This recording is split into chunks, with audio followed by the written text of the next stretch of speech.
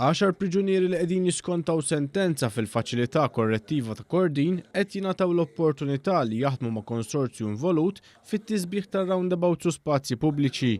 Dan wara li grupp ta' 5 residenti kienu diġà jingħataw din l-opportunità. Il-Ministru għall-Intern Michael Farrugia qal li din hija opportunità tajba sabiex ir-residenti li b'xi mod naqsu lis-soċjetà jagħtu xi ħaġa lura.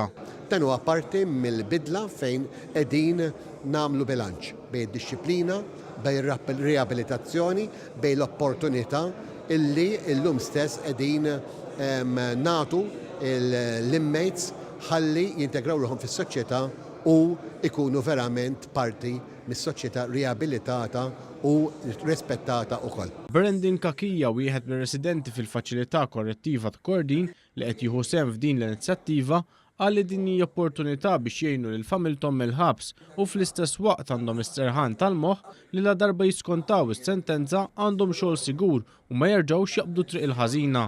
Hija ħaġa tajba għal kull priġunier fil-verità li inti ħireġ u għandek xogħol u dħul għalik mhux ħriġt bla flus fil-but laqas ta' fejn sejjer u xejn, ġifieri dawk ikunu ħafna mill-affarijiet li inti terġa' tirrepeti l-istess żbalji fil-każ ta' min jabuża mid-droga ovvjament, solitudni m'għandekx tagħmel, f'każ ta' min ma jkollux flus jispiċċa jerġa' jmur jisraq. Walid Lawini, resident ieħor fil-faċilità, talab lis-soċjetà u lill-kumpaniji oħrajn fil-privat sabiex jagħtu opportunità simili lil dawk li fil-passat xelfu difrihom mal-ġustizzja.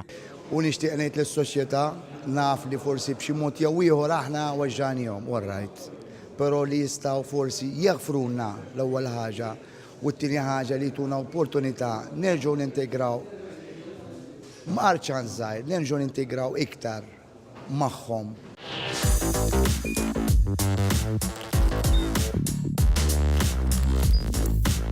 Idħol fuq one.com.mt u hemmhekk tista' tara l-programmi kollha li jxandru fuq One permezz ta' One Play.